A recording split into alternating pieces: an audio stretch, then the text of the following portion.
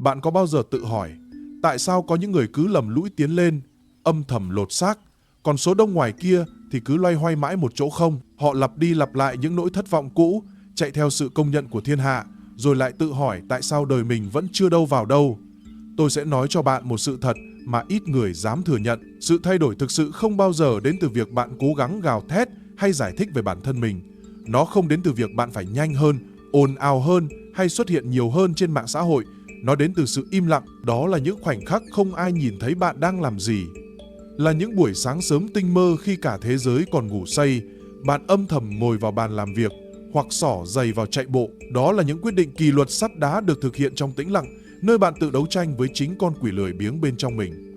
Chính sự im lặng đó đang tái cấu trúc lại bộ não của bạn từ trong ra ngoài. Nhiều người coi im lặng là yếu đuối, là không có gì để nói. Nhưng thực chất, im lặng là một chiến thuật đỉnh cao của những người có sức mạnh tâm trí vững vàng. Thế giới này quá ồn ào rồi, ai cũng muốn nói, ai cũng muốn được lắng nghe. Nhưng người bản lĩnh thật sự là người biết cách thu mình lại, tích lũy năng lượng để xây dựng một nền tảng vững chắc đến mức sóng gió ngoài kia không thể lay chuyển. Hôm nay tôi và bạn sẽ cùng đi sâu vào lý do tại sao sự im lặng lại là vũ khí lợi hại nhất và làm thế nào việc tập trung vào chính mình mà không cần ai nhìn thấy lại giúp bạn mở khóa được một nguồn sức mạnh và sự sáng suốt mà hầu hết mọi người cả đời không bao giờ chạm tới được. Điều 1. Im lặng không phải là sự thiếu vắng âm thanh mà là sự hiện diện của chiều sâu. Những người thực sự làm chủ được cuộc sống của mình, những cá nhân hiếm hoi đạt được thành công bền vững, họ đều biết một bí mật. Họ không có nhu cầu phải khoe khoang từng bước đi hay giải thích cho từng lựa chọn của mình. Họ không sống trong cái chế độ luôn luôn phải giải trình với thế giới. Trong khi ngoài kia, người ta đang mải mê tranh cãi để thắng thua, đang cố gắng xây dựng một hình ảnh hào nhoáng trên mạng xã hội, thì những người này lại âm thầm xây dựng giá trị cốt lõi. Họ chuyển động với một sự điềm tĩnh lạ thường. Sự điềm tĩnh đó đến từ việc họ không cần bất kỳ ai xác nhận hay vỗ tay khen ngợi. Họ tìm thấy sự bình yên trong quá trình tiến bộ và tìm thấy ý nghĩa trong chính sự kỷ luật của bản thân. Và một nghịch lý là bạn càng nói ít đi, tiếng nói của bạn lại càng có trọng lượng. Có một sức hút nam châm kỳ lạ tỏa ra từ những người làm việc trong im lặng. Bạn có thể cảm nhận được điều đó khi đứng gần họ. Sự hiện diện của họ tự nói lên tất cả mà không cần một từ ngữ nào. Bạn cảm nhận được sự tập trung, sự rõ ràng và một sự tĩnh lặng nội tại đáng nể. Tất cả những thứ đó không đến từ việc cố gắng gây ấn tượng với người khác. Một người khôn ngoan lên tiếng vì họ có điều gì đó thực sự giá trị để nói. Còn kẻ khờ dại lên tiếng chỉ vì họ cảm thấy bắt buộc phải nói một điều gì đó để lấp đầy khoảng trống. Im lặng không chỉ là né, tránh những cuộc trò chuyện vô bổ hay những bộn bề kịch tính thường ngày. Sự im lặng thực sự, cái loại im lặng có thể biến đổi con người bạn, không hề thụ động chút nào. Nó là sự chủ động, là sự có mặt của chiều sâu tâm hồn. Đó là nơi mà sự nhận thức của bạn trở nên sắc bén nhất, là nơi những suy nghĩ hỗn loạn bắt đầu lắng xuống, năng lượng của bạn được thu gom và sắp xếp lại. Nó giống như việc bạn bước ra khỏi một đám đông ồn ào để vào một căn phòng yên tĩnh. Lúc đó, bộ não của bạn không hề tắt đi mà nó chuyển sang một cấp độ hoạt động khác cao hơn. Điều 2, trong sự tĩnh lặng, bạn sẽ thấy rõ bản thân mình mà không có một tấm màn che đậy nào. Đây chính là lý do tại sao hầu hết mọi người đều sợ sự im lặng. Họ sợ phải ở một mình với chính mình, bởi vì khi tiếng ồn tắt đi, sự thật sẽ hiện ra. Sự im lặng rất trung thực, nó không cho phép bạn lẩn trốn. Trong không gian đó, những nỗi nghi ngờ sẽ xuất hiện, những cảm giác tội lỗi, những sự bất an mà bạn đã cố gắng chôn vùi bấy lâu nay sẽ trồi lên bề mặt. Thay vì đối mặt với chúng, hầu hết mọi người sẽ ngay lập tức lấy chiếc điện thoại, mở một tab mới hoặc tranh cãi với ai đó trên mạng. Họ làm bất cứ điều gì chỉ để tránh việc phải đối diện với tiếng nói nội tâm. Nhưng sự né tránh không bao giờ mang lại kết quả trung lập. Những gì bạn né tránh không hề biến mất. Nó chỉ vùi sâu hơn và âm thầm hút cạn năng lượng của bạn từ bên trong. Nó làm xé lẻ sự tập trung của bạn. Nó thì thầm những lời gây hoang mang vào mỗi quyết định bạn đưa ra. Và rồi sớm muộn gì, bạn cũng sẽ thấy kiệt sức dù chẳng làm gì nhiều. Bạn thấy mình bị kẹt lại, dù lúc nào cũng có vẻ bận rộn. Đó chính là cái giá phải trả cho những suy nghĩ chưa được xử lý, là khoản thuế của những căng thẳng chưa được giải tỏa. Vậy tại sao chúng ta vẫn cứ chọn tiếng ồn? Bởi vì chúng ta đã bị lập trình để đánh đồng việc được nhìn thấy với việc có giá trị. Càng nhận được nhiều sự chú ý, chúng ta càng cảm thấy mình quan trọng. Nhưng đây chỉ là một hình thức sinh tồn mù quáng. Nó giữ cho tâm trí bạn luôn ở trạng thái kích động, luôn phản ứng lại thay vì phản chiếu. Chuyện gì sẽ xảy ra nếu bạn ngừng phản ứng lại với mọi thứ? Nếu bạn ngừng giải thích về mình và chỉ bước đi với một sự tự tin thầm lặng? Nếu bạn quan sát nhiều hơn nói, hành động nhiều hơn là đăng bài khoe khoang, bạn sẽ tiết kiệm được một lượng năng lượng khổng lồ. Bạn sẽ giành lại được băng thông tâm trí vốn đã bị rò rễ qua hàng ngàn những tương tác tầm thường mỗi ngày. Nguồn năng lượng đó có thể được đầu tư vào việc rèn luyện kỹ năng, vào việc xây dựng một điều gì đó thực sự có ý nghĩa. Một cuộc đời đáng sống là một cuộc đời được xem xét kỹ lưỡng, và sự im lặng chính là nơi cuộc kiểm tra đó bắt đầu. Tôi biết bạn đang nghe những lời này và cảm thấy một sự thôi thúc muốn thay đổi ngay lập tức. Nếu bạn thấy những chia sẻ này chạm đến đúng nỗi đau của mình, hãy nhấn nút đăng ký kênh ngay để chúng ta cùng nhau đi tiếp trên con đường bản lĩnh này. Sự ủng hộ của bạn chính là động lực để tôi tiếp tục chia sẻ những điều gan ruột nhất. Điều 3. Sức mạnh của sự kiểm soát và cơ chế của bộ não người bản lĩnh.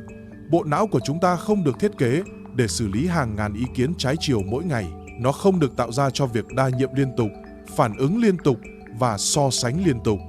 Nó được thiết kế để tập trung, đánh giá và thích nghi. Nhưng khi bị quá tải bởi tiếng ồn, bởi những lời đồn thổi, bởi việc lướt web vô định, nó bắt đầu hoạt động sai lệch. Bạn không còn suy nghĩ sáng suốt được nữa. Bạn cảm thấy mất phương hướng, mất đi sự sắc bén vốn có. Cái giá thực sự không chỉ là sự mệt mỏi hay mất tập trung. Bạn đang đánh mất dần trực giác của mình. Bạn làm mòn đi cái bản năng nhạy bén giúp bạn đưa ra những quyết định táo bạo. Sự xói mòn thầm lặng của sự minh mẫn bên trong còn nguy hiểm hơn bất kỳ thất bại đơn lẻ nào. Bởi vì không có sự minh mẫn, bạn không còn tin vào chính mình. Bạn bắt đầu do dự, bạn bắt đầu nghi ngờ mọi thứ. Nhưng chuyện gì sẽ xảy ra nếu bạn chọn một con đường khác? Cuộc sống của bạn sẽ ra sao nếu bạn dành lại sự chú ý của mình và hướng nó vào bên trong? Bạn sẽ trở thành kiểu người như thế nào nếu bản sắc của bạn không dựa trên cách thế giới nhìn bạn, mà dựa trên việc bạn hiểu chính mình sâu sắc đến mức nào? Bạn có thể tiến xa đến đâu nếu bạn không cần sự ồn ào, nếu bạn chỉ làm việc một cách im lặng, kiên nhẫn và để kết quả tự lên tiếng? Hãy tự hỏi bản thân, bao nhiêu lần bạn đã đánh mất những khoảnh khắc, những cơ hội, thậm chí là cả những ngày dài chỉ để phản ứng lại với những phiền nhiễu vô nghĩa, không phải vì những phiền nhiễu đó mạnh mẽ mà vì chúng dai dẳng.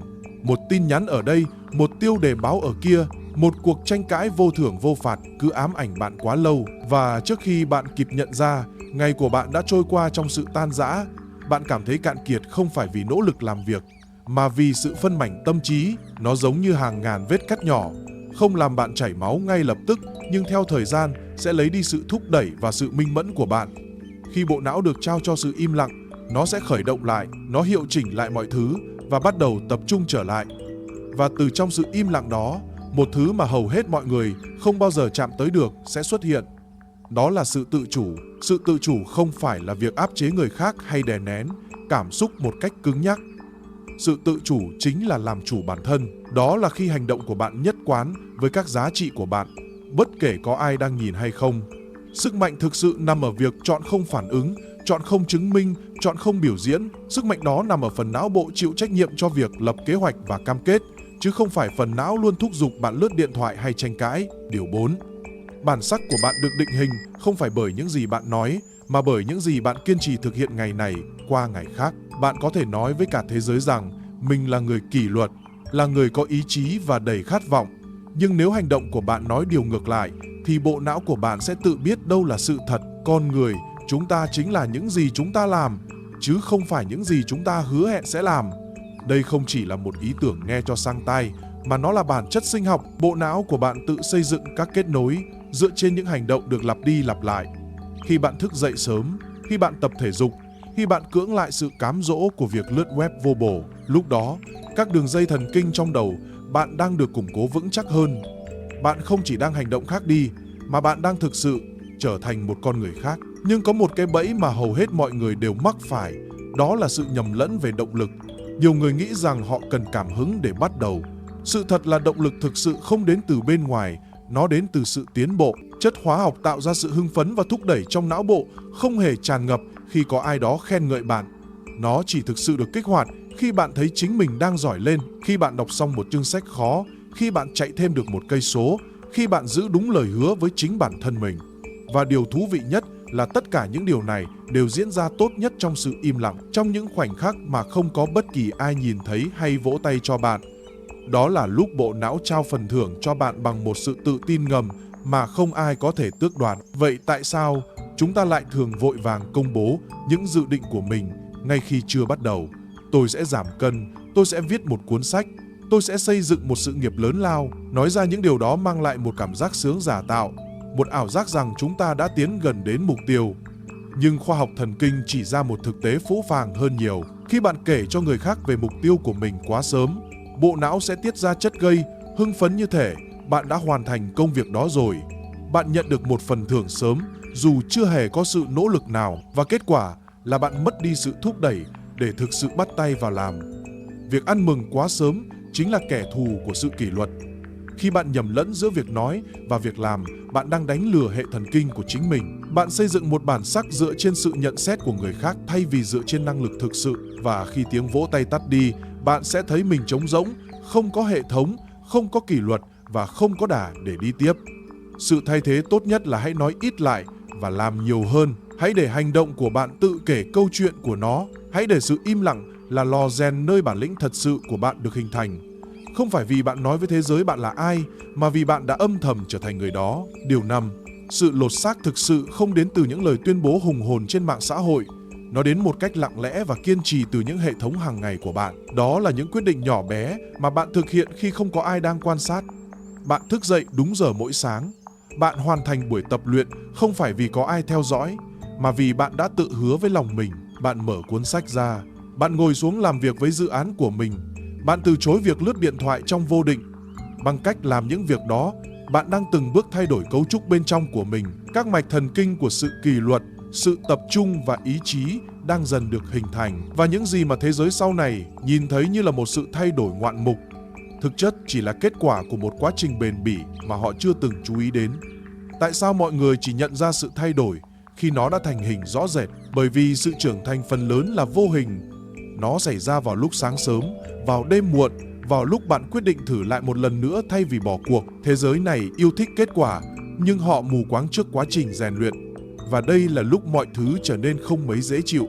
Sự trưởng thành thực sự không chỉ tách bạn ra khỏi những thói quen cũ, nó còn tách bạn ra khỏi phiên bản cũ của chính mình và thậm chí là khỏi những người vẫn còn gắn bó với phiên bản cũ đó. Chuyện gì sẽ xảy ra khi hành động của bạn bắt đầu thay đổi nhưng môi trường xung quanh bạn vẫn giữ nguyên? Đó là lúc sự ma sát bắt đầu xuất hiện. Những người thân thiết nhất với bạn như bạn bè, gia đình hay đồng nghiệp có thể bắt đầu thắc mắc. Họ thắc mắc không hẳn vì ác ý, mà vì sự thay đổi của bạn làm họ thấy không thoải mái. Sự tiến hóa của bạn phá vỡ vùng an toàn của họ. Nó thách thức cái hình ảnh cố định mà họ đã áp đặt lên bạn bấy lâu nay. Chấp nhận bản thân mình một cách trọn vẹn là điều đáng sợ nhất. Và bằng cách bước vào một con người mới, bạn đang buộc những người khác phải xem xét lại bạn là ai, và có lẽ là cả chính họ là ai nữa. Bạn có thể chịu đựng được điều đó không? Bạn có thể giữ im lặng trước những sự bối rối, những lời chỉ trích hay thậm chí là sự chế giễu không? Bạn có đủ bản lĩnh để bước tiếp trên con đường của mình mà không cần sự vỗ tay khen ngợi cho mỗi bước đi không? Bởi vì nếu bạn làm được, một điều gì đó cực kỳ mạnh mẽ sẽ xảy ra. Bạn sẽ ngừng việc xin phép người khác để được sống cuộc đời của mình. Bạn ngừng chờ đợi để được thấu hiểu. Và khi đó, bạn trở nên vững vàng từ bên trong, không gì có thể lay chuyển được. Bạn phát triển một loại khả năng phục hồi không phải bằng cách phản kháng lại thế giới, mà bằng cách bám rễ sâu vào giá trị của mình. Bạn không còn sợ hãi những hoài nghi, vì bạn đã rèn luyện mình để tiếp tục tiến về phía trước trong sự tĩnh lặng. Tôi biết có những lúc bạn cảm thấy cô đơn trên hành trình này, nhưng hãy nhớ rằng những cái cây có rễ sâu nhất luôn mọc lên trong sự im lặng của lòng đất. Đừng quên đăng ký kênh và để lại một lời nhắn bên dưới để tôi biết rằng bạn vẫn đang bền bỉ rèn luyện mỗi ngày nhá. Điều 6, hãy nhìn lại lịch sử và bạn sẽ thấy một khuôn mẫu chung của những người vĩ đại. Những người để lại dấu ấn lâu dài không bao giờ lãng phí năng lượng để giải thích từng đường đi nước bước của họ. Họ tập trung hoàn toàn vào việc thực thi, vào việc trở thành và vào việc mang lại kết quả. Hãy nghĩ về điều này, sư tử không bao giờ thông báo sự hiện diện của nó trong rừng già. Nó rình rập trong im lặng, tập trung, sắc bén và kiên nhẫn. Một bác sĩ phẫu thuật không bao giờ la hét trong phòng mổ. Họ di chuyển một cách chính xác, chú tâm, từng cử chỉ đều có mục đích rõ ràng. Sự im lặng của họ không phải là sự vắng mặt, mà là sự hiện diện trọn vẹn nhất.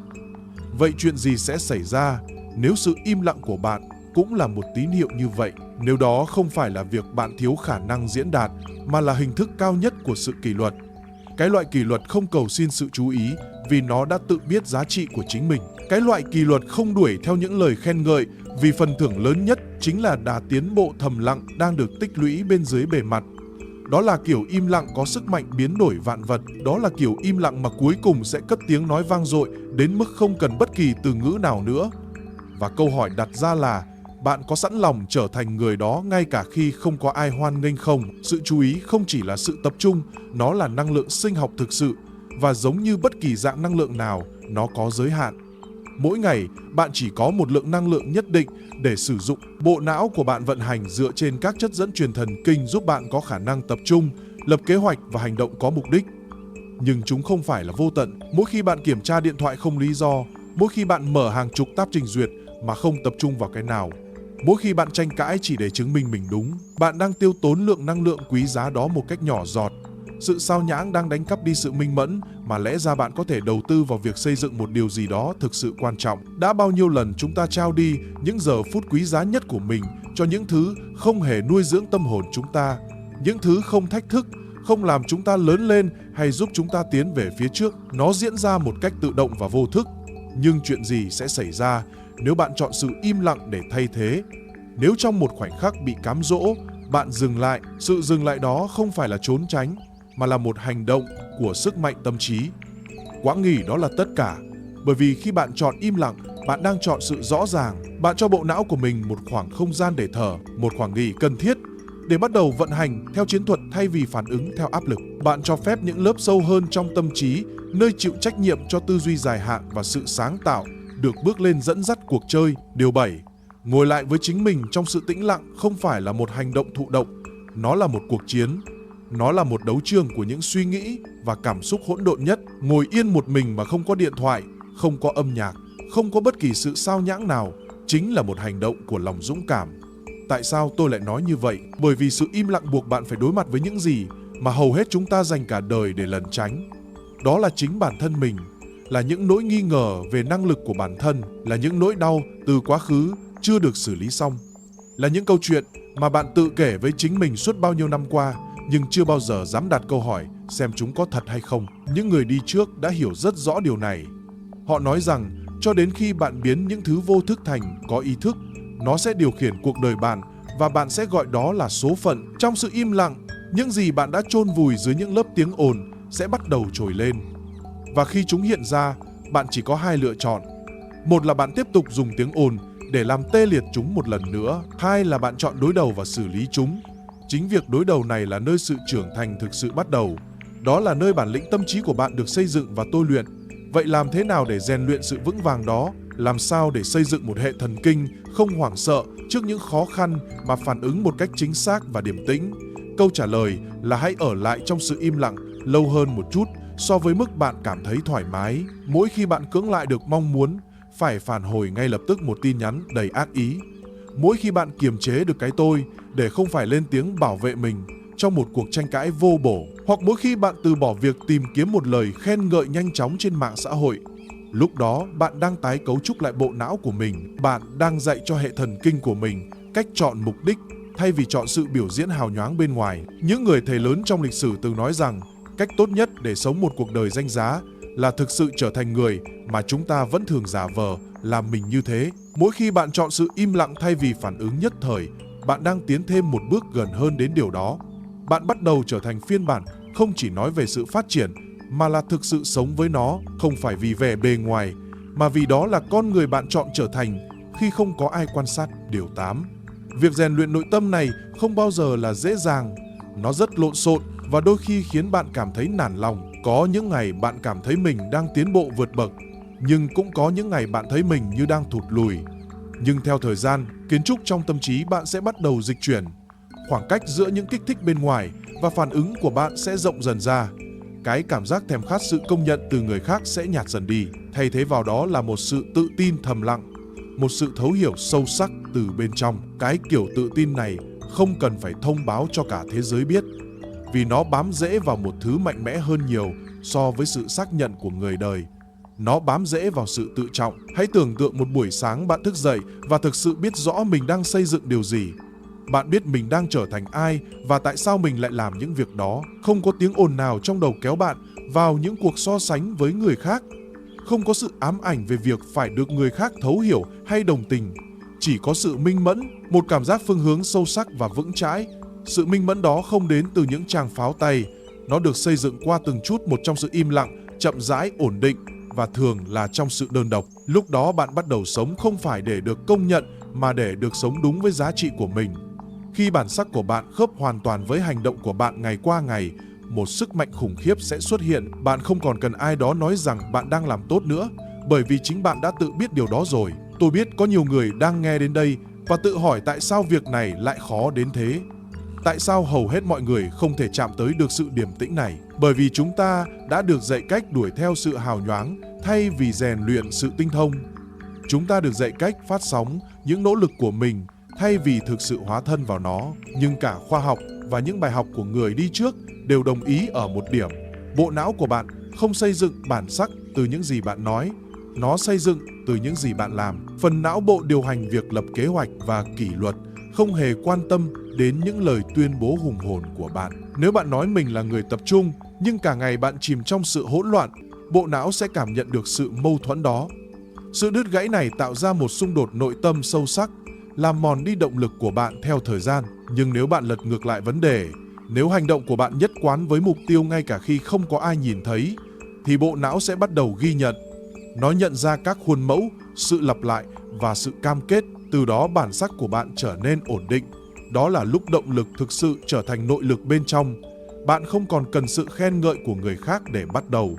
Bạn hành động vì bạn tôn trọng lời hứa với chính mình. Khi sự chuyển hóa này bén rễ, bạn sẽ thấy mình khao khát sự tiến bộ hơn là lời khen.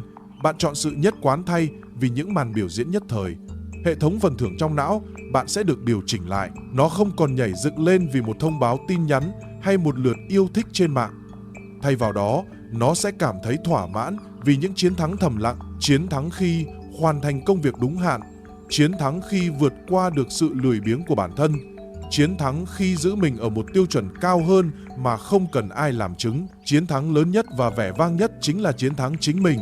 Và chiến thắng đó luôn diễn ra trong sự im lặng, chứ không phải trong những ồn ào náo nhiệt của đám đông. Bạn có nhận thấy rằng những người mà bạn thực sự ngưỡng mộ hiếm khi đi giải thích về bản thân họ không? Họ không lãng phí năng lượng để bảo vệ quá trình làm việc hay chi tiết hóa từng bước đi của mình. Họ để công việc tự lên tiếng. Sự tập trung của họ sắc bén như một lưỡi dao.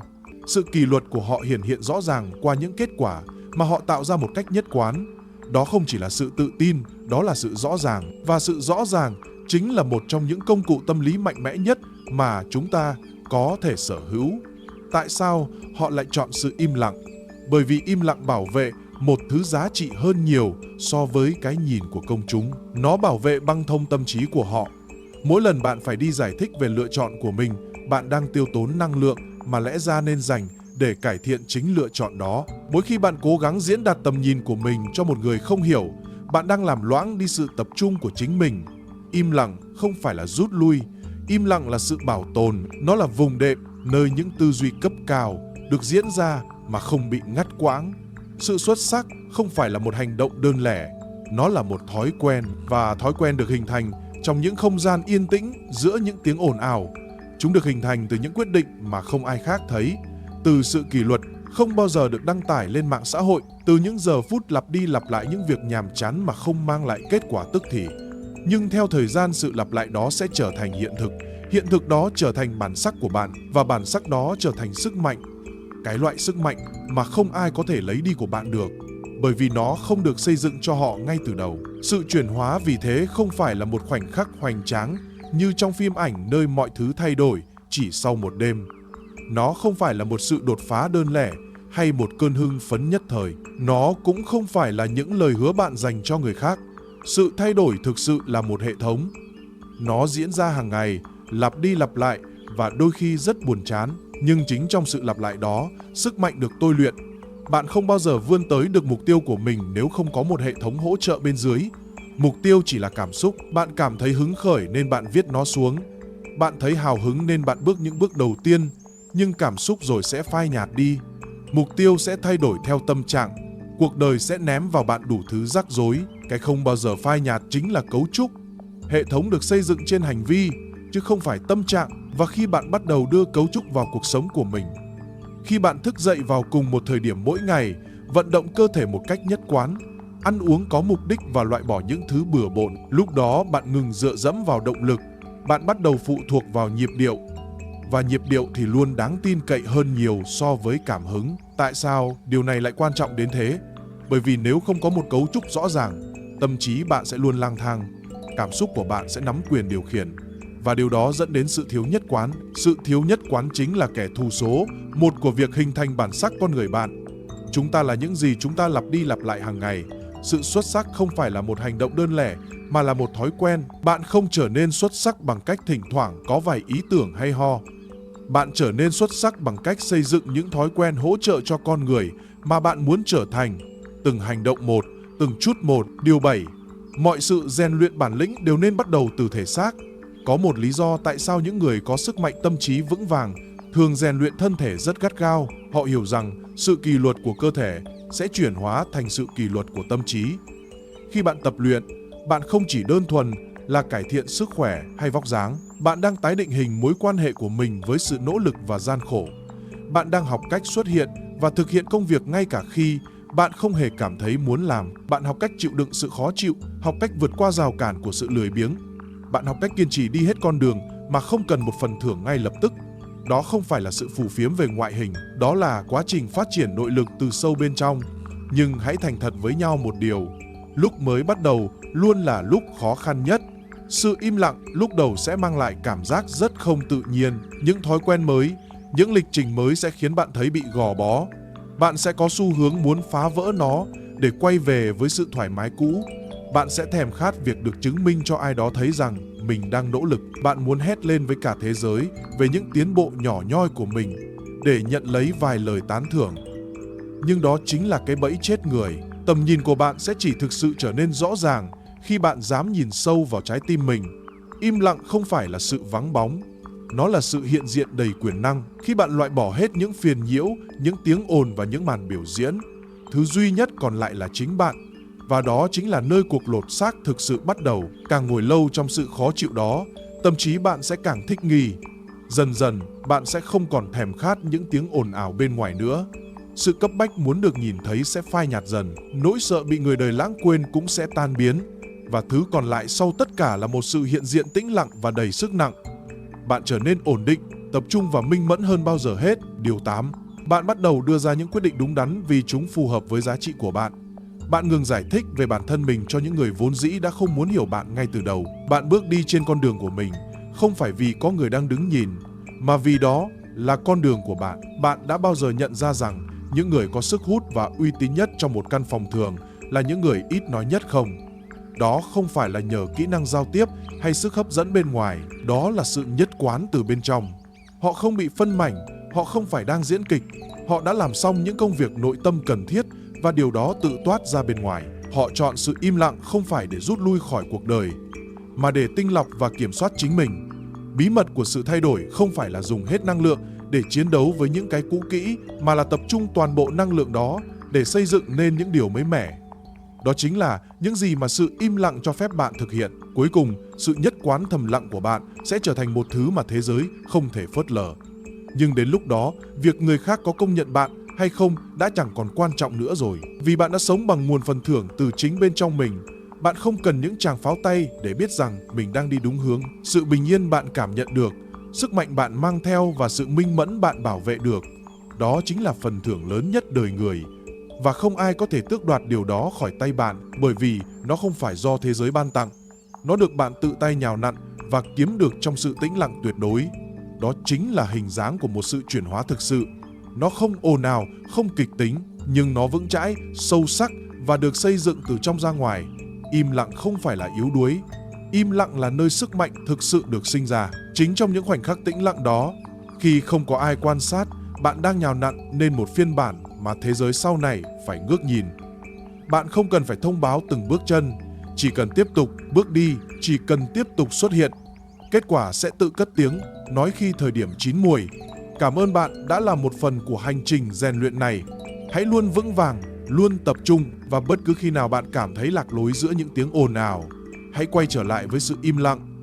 Tôi sẽ luôn ở đây để đồng hành cùng bạn trên con đường bản lĩnh này.